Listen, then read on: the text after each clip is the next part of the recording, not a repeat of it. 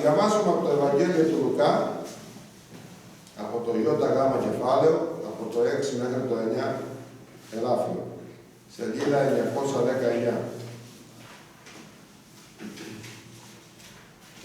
Έλεγε δε ταύτη την παραβολή, είχε τύσει εκείνη το φυτερμένει το αμπελόνι αυτού, και ήλθε ζητών καρπών εν αυτή και δεν βρήκε. Και είπε προς τον αμπελουργό, ιδού 3 έτη έρχομαι ζητών καρπών εν τη εκεί ταύτη και δεν έβρισκω. Έκοψον αυτή. Γιατί καταργεί τη γη, ο δε αποκριθής λέγει προς αυτόν, Κύριε, άφησε αυτή και τούτο το έτος, έως ότους κάψω περί αυτήν και βάλω κοπρία. Και αν δεν κάνει καρπών, καλώς. Δηλαδή, θέλει σε κόψει αυτή μετά από αυτά. Πάμε και στον ψαλμό, Λάντα Ζήτα, από το 3 εδάφιο και κάτω.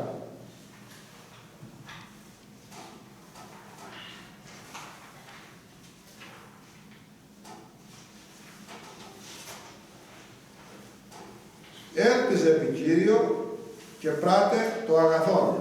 Κατοίκει τη γη και νέμω την αλήθεια. Και ευρέπει τον Κυρίο και θέλει συνώσει τα ζητήματα της καρδιάς σου. Ανάθεσε στον Κύριο την οδό σου και έλπιζε από αυτόν και αυτός θα ενεργήσει. Και θέλει εξάξει ως φως τη δικαιοσύνη σου και την κρίση σου με συμβρία. Αναπάβε από τον Κύριο και πρόσμενε αυτόν. Μία αγανάκτη δια των κατεβοδούμενων τη οδό αυτού, δια άνθρωπων πράττοντα παρανομίας. Παύσον από θυμού και άφησε την οργή. Μη δόλος αγανάκτη ώστε να πράττεις πονηρά. Διότι οι πονηρευόμενοι θέλουν σε εξολοθρευτεί. Οι δε προσμέναν στον Κύριο, αυτοί θα κληρονομήσουν τη γη. Διότι έτη μικρόν και ο ασεβής δεν θέλει υπάρχει. Και θέλει ζητήσει τον τόπο αυτού και δεν θέλει ευρεθεί. Οι πραείς όμως θέλουν σου κληρονομήσει τη γη. Και θέλουν σε κατατρυφά πολλή ειρήνη. Από το 23 εδάφιο. Όταν υπό Κυρίου κατευθύνουν τα διαβήματα του ανθρώπου, η οδός αυτού είναι αρεστή εις αυτόν. Εάν πέσει δεν θέλει συντριφτεί, διότι ο Κύριος υποστηρίζει τη χείρα αυτού.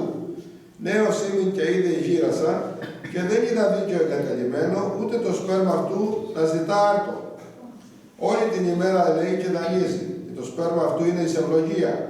Έκλεινε από κακού και πράτε το αγαθό, και θέλεις για μένη στον αιώνα. Διότι ο Κύριος αγαπά κρίση και δεν εγκαταλείπει τους οσίους αυτού εις τον αιώνα, θέλουν σου διαφυλαχθεί.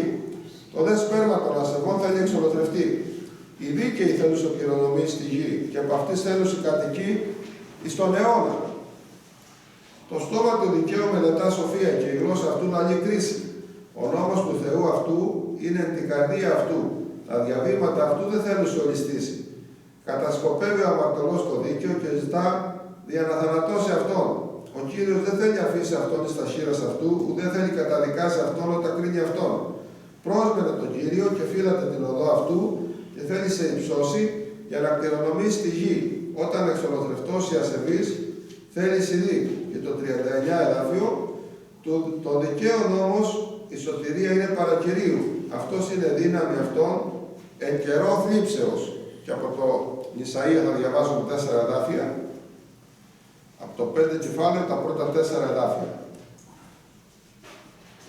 623 σελίδα.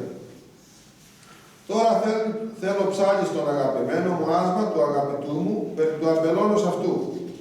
Ο αγαπημένος μου είχε αμπελώνα επιλόφου παχυτάτου και περιέφραξε αυτόν και συνήθισε εξ αυτού τους λίθους και εφύτευσε αυτόν με τα πλέον εκλεκτά κλίματα και έκτισε πύργο στο μέσο αυτού και κατασκεύασε έτη λινών εν αυτό και περιέμενε να κάνει σταφύλια, αλλά έκαμε αγριοστάφυλλα.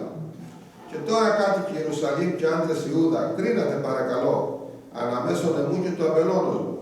Τι ήταν δυνατόν να κάνω έτη στον αμπελώνα μου και δεν έκαμα εις αυτόν, γιατί λοιπόν ενώ περίμενα να κάνει σταφύλια, έκαμε αγριοστάφυλλα. Το θέμα μας θα είναι πώς θα πορευτούμε το νέο έτος. Κάποτε ένας ευάλωτος γέροντας, άνθρωπος του Θεού, μου είχε πει κάτι που μου έκανε εντύπωση και συγχρόνως με προβλημάτισε. Αλλήμωνο μου είπε, αν σήμερα δεν είμαι αγιότερος από χθες και αύριο δεν γίνω λίγο αγιότερος από σήμερα. Αυτά τα λόγια του τα σκέφτηκα πολύ και τελικά κατέληξα πως είχε δίκιο. Ο Θεός μας συντηρεί σε αυτή τη γη για αυτό το λόγο. Άγιοι γίνεστε, μας λέει ο Λόγος του Θεού, και αυτό δεν είναι σίγουρα δικό μας κατόρθωμα. Με τη δύναμη που Εκείνος μας χαρίζει, ανεβαίνουμε καθημερινά πνευματικά σκαλοπάτια. Και αυτό μόνο αν το κάνουμε σκοπό της ζωής μας.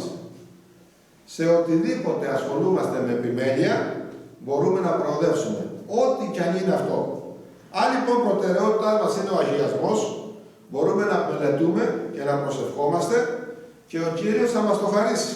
Εξάλλου, χωρίς τον αγιασμό, δεν μπορεί κανείς να δει το Θεό. Τα τελευταία χρόνια που πέρασαν, μόνο όμορφα δεν μπορούμε να τα χαρακτηρίσουμε και ως έθνος και ως πολίτες. Πολλές οι δυσκολίες που αντιμετωπίσαμε κυρίως στον οικονομικό τομέα, ο οποίος όμως συνεπάγεται διαπληκτισμούς, έρηδες, πτώση του επίπεδου της ποιότητας της ζωής και άλλα δυσάρεστα, όπως αναφέρουν οι ειδικοί. Φαίνεται πως η περίοδος των παχαίων αγελάδων πέρασε και διανύουμε την περίοδο των ισχνών. Είναι όμως τόσο άσχημο αυτό? Ας το εξετάσουμε μέσα από το πρίσμα του Λόγου του Θεού. Λέει στις παροιμίες, Κύριε, μη μου δώσεις λίγα για να μην το λιγοπιστήσω, ούτε και πολλά για να μην σε ξεχάσω. Δώσε μου τα αρκετά, αυτά που με φτάνουν, για να σε δοξολογώ. Αυτά που συμβαίνουν στις μέρες μας, παγκοσμίως, είναι απόρρια του δεύτερου μισού του Διαδίου που διαβάσαμε. Περάσαμε ημέρες ευημερίας σαν λαός, σαν κράτος, σαν πολίτες, σαν Ευρωπαίοι κλπ. Πλην όμως, ξεχάσαμε τον Κύριο. Ξεχάσαμε να του αποδώσουμε τη δόξα που του ανήκει και είπαμε με ελαφρότητα, πλούσιος είμαι και πλούτσα και δεν έχω την ανάγκη κανενός. Και δεν αντιληφθήκαμε την πνευματική μας φτώχεια και δεν τρέξαμε στον Ιησού να πάρουμε φως και δύναμη για να προχωρήσουμε στην πνευματική μας πορεία. Αλλά χάσαμε τον δρόμο μας και έτσι ο Θεός αναγκάστηκε να μας συνετίσει και να μας οδηγήσει πίσω στην οδό τη δική Του. Να μας δώσει δηλαδή θλίψεις και συμφορές. Τώρα δεν απομένει παρά να μετανοήσουμε, να αλλάξουμε πορεία και να επιστρέψουμε σε αυτόν που είναι η πηγή της ζωής. Δεν μπορούμε να το κάνουμε αυτό αν δεν αλλάξουμε τρόπο σκέψης. Αν δεν ζητήσουμε εκ βάθους τον δρόμο του Κυρίου. Αν δεν επιδιώξουμε την αγιότητά μας με επιμονή και υπομονή, ώστε να κερδίσουμε τις ζωές μας. Είναι ώρα να ευερθούμε εκ του ύπνου. Μας προτρέπει αυτό ο Παύλος. Αν δεν το κάνουμε, θα απολεστούμε με των αλετρίων. Το βιβλίο του Ιώβ, αν και είναι από τα αρχαιότερα γραπτά της βίβλου, φοβάμαι πως είναι το επικαιρότερο στις μέρες μας. Ας παραδειγματιστούμε από αυτό και ας μην επιζητούμε πλέον τη βόλεψή μας. Γιατί όπου ακούεται ειρήνη και ασφάλεια, ευνηδίως έρχεται ο όλεθρος. Ποιος περίμενε να αρπάξουν το Μαδούρο από τη Βενεζουέλα με τέτοια επιχείρηση? Ευνίδια, τελείως ευνίδια. Το μυστήριο της ανομίας ήδη ενεργείται. Ο Ιώβ είχε έπαρση και ο Θεός τον πέρασε μέσα από το καμίνι των θλίψεων και έτσι ταπεινώθηκε και άλλαξε τελείως η ζωή του. Χωρίς αμφιβολία, το 2025 ο Κύριος ήταν μαζί μας. Και όχι μόνο το 2025, αλλά όλα τα χρόνια της ζωής μας. Ο Κύριος μέχρι τώρα μας έχει χαρίσει πάρα πολλές ευλογίες. Όπως είδαμε στους ψαλμούς, μας έχει ανορθώσει. Μας έχει ελευθερώσει. Μας έχει στερεώσει τα πόδια μας. Μας ενέδισε. Επένδυμα δικαιοσύνης. Μας ανεβίβασε εξάγου την ψυχή μας. Μας εισήκουσε, διότι δεν εξουδένωσε και δεν υπεστράφει τη θλίψη του θλιμμένου και δεν έκρυψε το πρόσωπο αυτού από αυτού. Και ότε ευόησε προς αυτόν, τον άκουσε. Και ακόμα με οδήγησε και μας οδήγησε διαδρόμων δικαιοσύνης, έλεγε του ονόματος αυτού. Το παρελθόν μας Χωρίς Χριστό πρέπει να μείνει στη λύθη. Λένε πως το καλύτερο μπορεί να κάνει η πείρα του χθες είναι να διδάξει και να εμπνεύσει τη ζωή του αύριο. Το παρελθόν με τον Χριστό μας δίνει τις βάσεις και την εμπειρία για να προχωρήσουμε στο μέλλον.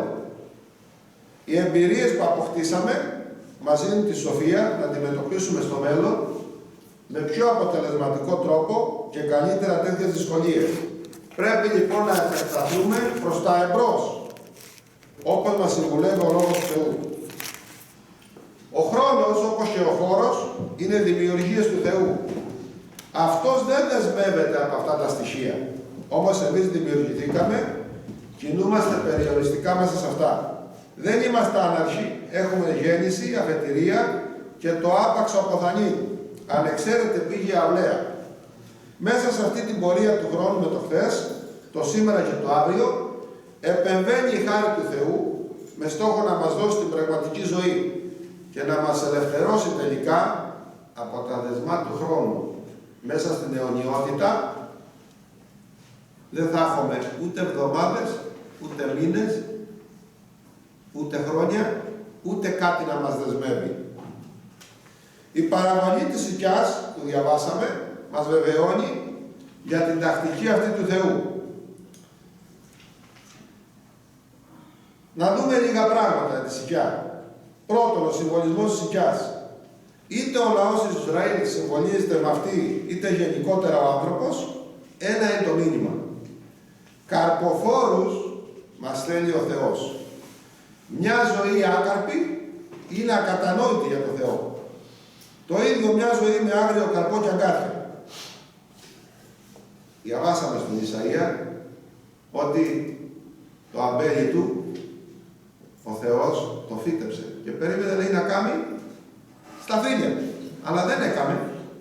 Έκαμε αγριοστάφυλλα. Ο καρπός της οικιάς είναι γλυκός. Ίσως ο πιο γλυκός καρπός. Μας αρέσουν και όλα στα σίκα, είναι πάρα πολύ ωραία. Πάρα πολύ ωραία. Ο λαός της Ισραήλ συμβολίζεται με τη σικιά. Αυτό το έτος ασφαλώς πρέπει να έχει η ζωή μας πολύ καρποφορία, αλλά και πολύ γλυκύτητα. Από εμάς κρατάτε. Ο Θεός, όταν σταθούμε όπως πρέπει, μπορεί να κάνει μεγαλεία και τεράστια στη ζωή μας. Η θέση της σικιάς. Ο Χριστός δεν μίλησε για μια σικιά στην άκρη του δρόμου ή για μια σικιά που είναι μέσα στα ερείπια. Έχετε δει σικιά στα σπίτια, στα ερείπια, ή για μια σικιά που είναι μέσα στα κάθια. Είπε για μια σικιά που τη φύτευσε στον αμπελώνα αυτού, μέσα σε καλό χωράφι. Η γη μας είναι ο αμπελώνας στον οποίο ο Θεός μας φύτεψε. Θα έχουμε σαν σικιές που είμαστε καρποφορία. Θα δώσουμε τα γλυκά σίκα. Τώρα, η προσδοκία του καρπού. Ας θυμηθούμε πάλι το κομμάτι που διαβάσαμε από τον Ισαΐα. Ας δούμε εκτενέστερα αυτό το «και περίμενε». Ποιος περιμένει? Ποιος επισκέπτεται κάθε χρόνο διαπιστώνοντας μια επίμονη συνεχιζόμενη ακαρπία? Ποιος στέκει έξω από την πόρτα της καρδιάς μας σαν ζητιάνος? Ποιος δεν βρήκε καρπό τον περασμένο χρόνο στη ζωή μας? Είναι ο Κύριος. Και ποιος είναι ο καρπός που ζητάει? Ο πρώτος καρπός είναι ο καρπός της μετάνοιας. Είναι η πιο δύσκολη λέξη για πολλούς ανθρώπους. Ο χριστιανός αν κάνει κάτι δύσκολα μετανιώνει. Αλλά και ο άνθρωπος του κόσμου δεν μετανιώνει για τη ζωή του. Λίγες επιστροφές ανθρώπων έχουμε στο Θεό. Άρα είναι μία από τις πιο δύσκολες λέξεις μετάνοια. Αλλά αυτό το καρπό ζητάει πρώτα-πρώτα ο Κύριος. Μετάνοια και έργα άξια της μετάνοιας. Αν κάποιος δεν έχει δώσει την καρδιά του, τώρα είναι η ώρα. Τώρα είναι καιρός ευπρόσδεκτος, τώρα είναι ώρα σωτηρίας. Ας το κάνει σήμερα, τώρα. Ακόμα οι πιστοί πρέπει να έχουμε υπόψη μας ότι ο Κύριος μας διατηρεί στη γη για ένα σκοπό. Να ζούμε άγια, καθαρά, τίμια και δίκαια. Και έτσι οι άλλοι άνθρωποι θα δουν από τη ζωή μας και θα πούν αυτοί είναι του Θεού. Αυτοί είναι ανθρώποι του Θεού. Και θα ελκυστούν από τις ζωές μας. Ακόμα ο Κύριος ζήτησε καρπό σε αγιασμό ζωής. Αλλά τώρα ελευθερωθέντες από της αμαρτίας και δουλωθέντες στον Θεό, έχετε τον καρπό σας σε αγιασμό.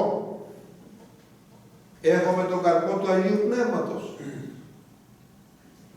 Αγάπη, χαρά, ειρήνη, μακροθυμία, Χριστότης, αγαθοσύνη, πίστης, πραότης, εγκράτεια. Αλλήμονόμαστε δεν τον έχουμε. Αν είμαστε πνευματικοί νάνοι ακόμη. Είμαστε 30 χρόνια, 40 χρόνια στον Χριστό, 25, 20. Πρέπει να έχουμε προχωρήσει στα πνευματικά πράγματα.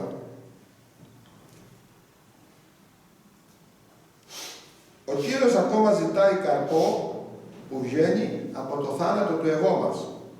Λέει στο λόγο του, αληθώς αληθώς σας λέγω, εάν ο κόκκος του σύτου δεν πέσει στη γη και αποθάνει, αυτός μόνος μένει. Εάν όμως αποθάνει, φέρνει πολύ καρπό. Έχω συσταυρωθεί με τον Κύριο. Έχω πεθάνει για την αμαρτία. Αν ναι, θα έχω και θα έχεις πολύ καρπό.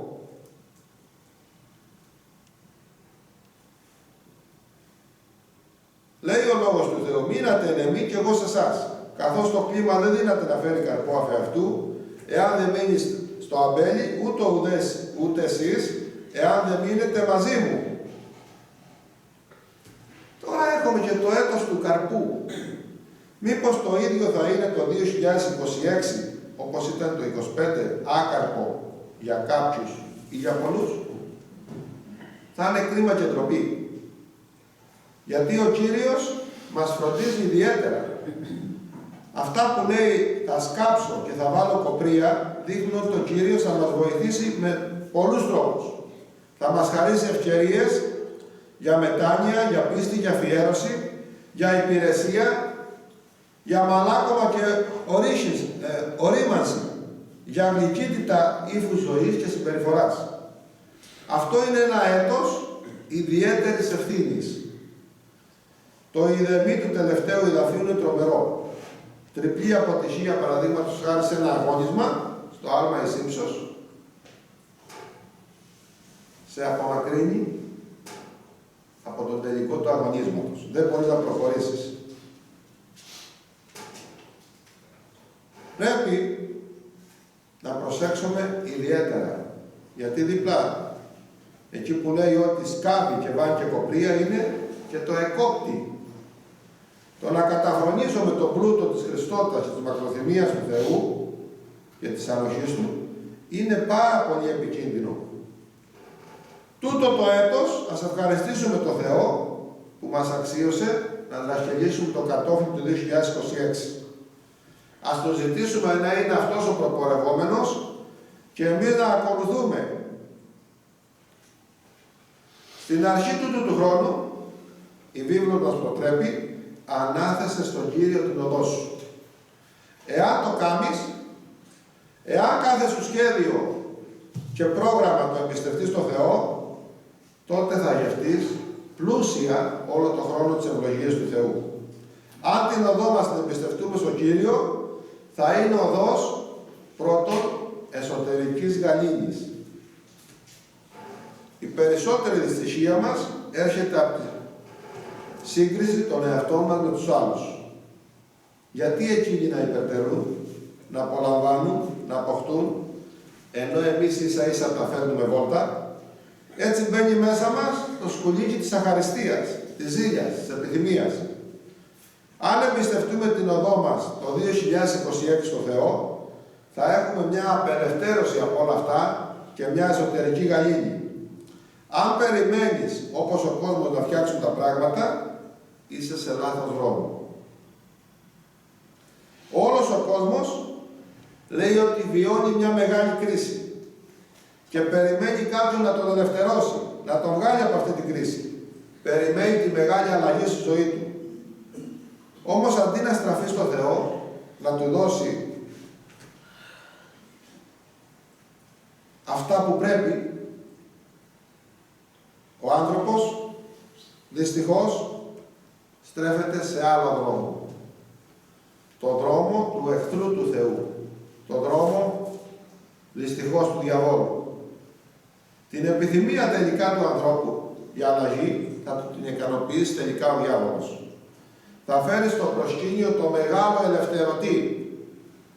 Αφού δεν τα κατάφεραν οι πολιτικοί να αλλάξουν και να ικανοποιήσουν τη ζωή του ανθρώπου, αλλά ο ένας είναι χειρότερος από τον άλλο, αυτό το εκμεταλλεύεται ο διάβολος και την κατάλληλη στιγμή θα προσφέρει και θα δώσει στον άνθρωπο αυτό που θέλει. Κάποιον που να του δώσει ελπίδα και πολλά λεφτά. Ποιος θα είναι αυτός? Ο αντί του Χριστού. Ο Αντίχριστος.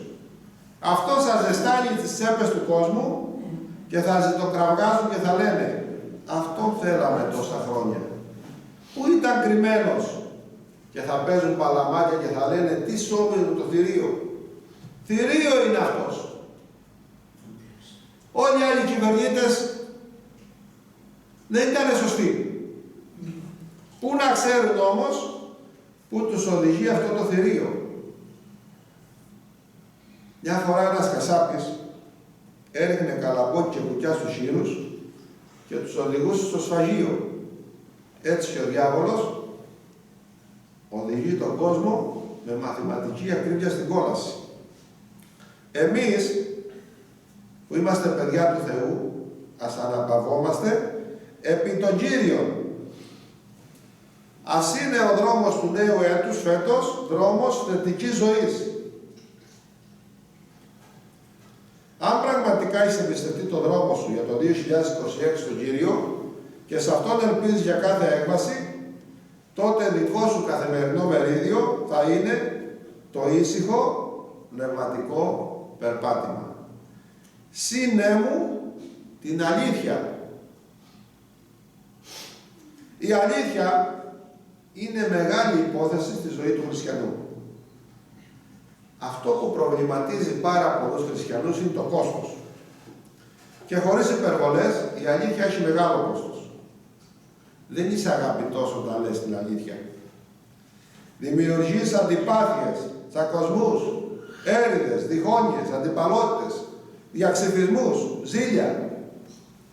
Το θέμα είναι γιατί ένας χριστιανός να υποστηρίζει την αλήθεια αφού υπάρχουν όλα αυτά τα προβλήματα.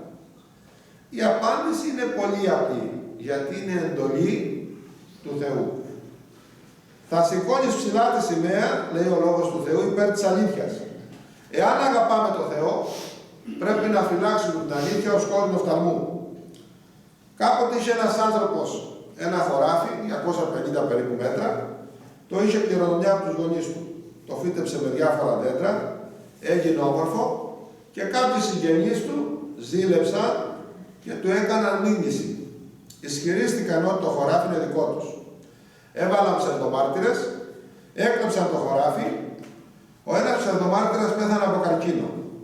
Ο άλλος είχε ζάχαρο και του έκοψαν τα δάχτυλα από τα χέρια. Βλέπετε, έβαλε τα χέρια του πάνω στο Ευαγγέλιο και πήρε ψεύτικους όρκους. Ένας τρίτος μάρτυρας είπε την αλήθεια, παρότι ήταν συγγενής με τους κλέφτες του χωραφιού. Και τι νομίζετε ότι απεκόμισε? Δεν του μιλούσαν οι συγγενείς του, το μίσησαν, επειδή είπε την αλήθεια. Τον έλεγαν δίκαιο αριστείλη, γιατί έπαιρνε τη θέση του δίκαιου. Η αλήθεια τελικά έχει πολύ μεγάλο κόστος. Όμως πρέπει να λέγεται. Έτσι, αφού έχουμε αναθέσει την οδό μας στον Κύριο, να είμαστε σίγουροι ότι Αυτός θα ενεργήσει. Ο δρόμος του νέου έτους ας είναι πνευματικής προσδοκίας. Ενώ θα ζεις θετική πνευματική καθημερινή ζωή το 2026 θα συναντά σπάνια ή συχνότερα την εξωτερική κακομεταχείριση και την εσωτερική απορία. Δεν πρέπει όμως να σε ταλαντεύσουν αυτά. Εσύ πρόσμενε τον Κύριο. Στο δικό του χρόνο και με τον δικό του τρόπο θα ενεργήσει. Κανένας που πρόσμενε τον Κύριο δεν απογοητεύτηκε. Εδώ σε αυτό το σημείο θέλω όλοι μας να στρέψουμε τον προβολέα της πίστης μας στο μέλλον και να δούμε τις υποσχέσεις του Κυρίου σαν πραγματοποιημένες στη ζωή μας. Να δούμε την 7ετή μεγάλη θλίψη, την οποία πολλοί δεν πιστεύουν ότι θα υπάρξει. Να δούμε την αρπαγή, άλλη κακοποιημένη λέξη. Δεν υπάρχει, λέει, αρπαγή. Τι είναι αυτά που μας λέτε? Να δούμε τους γάμους του νυμφίου με την νύμφη. Τη δεύτερη έλευση του Κυρίου στη χιλιετή βασιλεία. Ο προφήτης, ο Ιούδας, ο αδελφός του Κυρίου, διαβάζαμε προχθές με κάτι αδελφούς, ήταν προφήτης και λέει: ήρθε ο Κύριος με μυριάδες Αγίων αυτού. Και ποιος λέτε ότι λέει αυτά τα λόγια? Ο Ενόχ, 7ος από Αδάμ. Φανταστείτε πόσα χιλιάδες πολλά χρόνια και είχε κάνει αυτή την προφητεία και δεν έχει γίνει αυτό ακόμη. Να δούμε τι έχει ετοιμάσει ο Θεός για αυτούς που τον αγαπάνε. Τι μας έχει ετοιμάσει? Όσα ανθρώπινο μάτι δεν έχει δει, ανθρώπινο αυτή δεν έχει ακούσει και ανθρώπινο μυαλό δεν έχει σκεφτεί. Η πίστη πρέπει να ξέρουμε ότι δεν έχει όρια. Δεν τη δεσμεύει τίποτα. Και πρέπει διαπίστεως να προσμένουμε τις υποσχέσεις του Κυρίου. Όπως ο προφήτης Ιερεμίας δεν είχε να πει καλά νέα στο λαό Ισραήλ, έτσι και εγώ δεν έχω σήμερα να πω ευχάριστα πράγματα.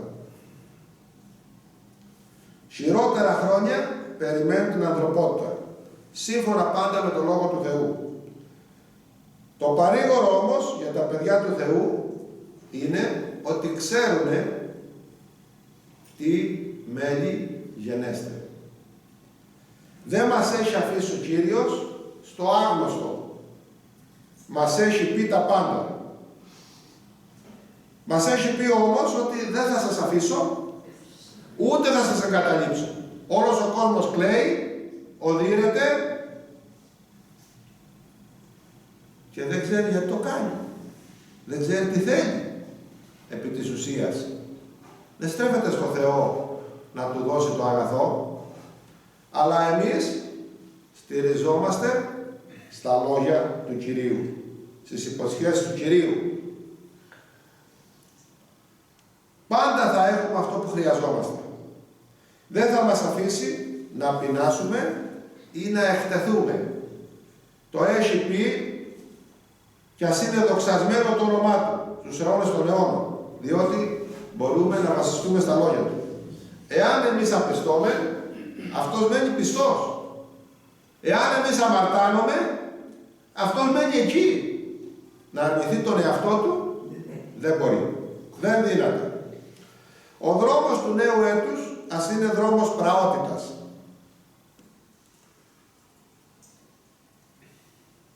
Οι πραείς όμως θέλουν κληρονομήσει τη γη και θέλουν κατατρυφάεν πολύ ειρήνη. Το διαβάσαμε στους Ψαλμούς. Εδώ είναι που σκοντάφτουμε πολύ και πρέπει να αλλάξουμε, να μην ευριάζουμε, αλλά να ησυχάζουμε. Άλλωστε, όπως λέει και ο προφήτης Ισαΐας στο Λάμδα 15, εν τη ησυχία και πεποιθήσει θέλει είστε η δύναμή σας, αλλά δεν ηθελήσατε. Ο Κύριος δίνει το στίγμα, το αζημούδιο πάνω στο οποίο πρέπει να κινηθούμε, την ησυχία και την πραότητα. Όμως προσθέτει αυτό το φοβερό, αλλά δεν ηθελήσατε. Δεν θέλει ο άνθρωπος να πάει κοντά στο Θεό. Δεν θέλει να ζει ήσυχα και με ειρήνη. Μακάρι εμείς να θελήσουμε, να το καταλάβουμε και να το εφαρμόσουμε. Αυτό το εδάφιο είναι ταυτόσιμο με τον τρίτο μακαρισμό και μιλάει για την ακατανίκητη δύναμη που ο Θεός χαρίζει σε εκείνους που την πραότητα και όχι την εκρηκτικότητα κάνουν όπλο τους στην αντιμετώπιση αυτής της δύσκολης ζωής. Αυτοί κληρονομούν τη γη, δηλαδή πετυχαίνουν και αποκτούν όσα η βία και η έξαλλη διεκδικητικότητα δεν μπορούν να εξασφαλίσουν. Ο δρόμος του νέου έτους ας είναι δρόμος ανορθώσεων. Όταν υπό Κυρίου κατευθύνουν τα διαβήματα του ανθρώπου, η οδός αυτού είναι αρεστή εις αυτόν. Εάν πέσει, δεν θέλει συντριφτεί, διότι ο Κύριος υποστηρίζει τη χείρα αυτού. Εάν προσωπικά και ουσιαστικά αναθέσει το 2026 τον Κύριο, η οδός σου θα είναι αρεστή σε αυτόν. Θα περιπατεί μαζί σου ο Κύριος, όπως περπάτησε με τον Ενόχ. Και τον μετέθεσε ο Κύριος, τον πήρε μαζί του. Και αν πέσεις ή ολιστήσεις, η πτώση σου δεν θα είναι τραγική και μοιραία. Στον δρόμο του Κυρίου όποιος βαδίζει, ποτέ δεν συντρίβεται. Ο Κύριος θα υποστηρίξει την χείρα σου. Ο Κύριος θα σε ανορθώσει, αφού τον δικαίων η σωτηρία είναι παρά Κυρίου. Ακόμα ο δρόμος του νέου έτους ας είναι δρόμος ηλικής επάρκειας. Λέει ο Λόγος του Θεού, νέος είμαι και ήδη έγινα ηλικιωμένος και εγύρασα και δεν είδα δίκαιο εγκατελειμμένο. Όταν είσαι δίκαιος, δεν θα σε εγκαταλείψει ο Θεός. Δεν είδα, λέει, δίκαιο εγκατελειμμένο και τα παιδιά του, το σπέρμα του, να ζητούν άρτο εις τον αιώνα. Ο άνθρωπος του Θεού όλη την ημέρα ελεεί και δανείζει και το σπέρμα αυτού είναι σε ευλογία.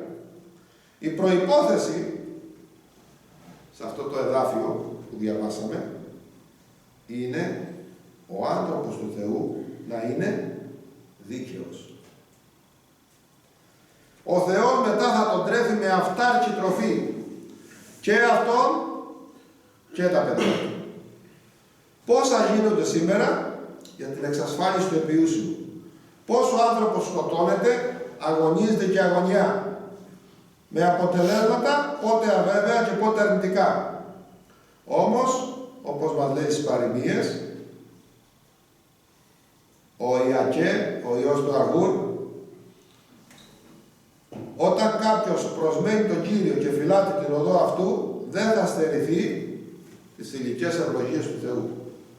Κάποτε ένας χριστιανός είχε μικρά παιδιά και είχε μεγάλη ανάγκη να αποδώσουν τα χωράφια πολύ καρπό. Μου το είχε πει ο ίδιος. Ούτε πάχνη έπιανε, ούτε παγετός, κάθε χρόνο πάρα πολύ καρπό. Μέχρι που μεγάλωσαν τα παιδιά, σπούδασαν και μετά που έφυγαν τα παιδιά, ξεκίνησε ο Θεός και έδινε και πάχνη και χαλάζια και απ' όλα. Δημήτρη, ο Θεός με φύλαξε, έτσι μου είπε. Δεν με άφησε να εκτεθώ οικονομικά, ούτε εμένα την οικογένειά μου. Όταν είσαι του Θεού, έχεις εμπειρίες, έχεις πραγματικά τα ωφέλη του Θεού. Ο δρόμος του νέου έτους ας είναι πλούσιας ειρήνης. Στο εδάφιο 11 μας λέει, οι πραείς θέλουν σου κληρονομήσει τη γη και θέλουν σου κατατρυφάουν πολύ ειρήνη. Τα ψίχουλα της ειρήνης τα ζητάει ο άνθρωπος που είναι μακριά από τον Θεό. Πλουσιότατη όμως, πλουσιοτάτη την προσφέρει ο Κύριος σε όσους τον εμπιστεύονται και τον προσμένουν. Αυτοί κατατρυφούν με πολύ ειρήνη.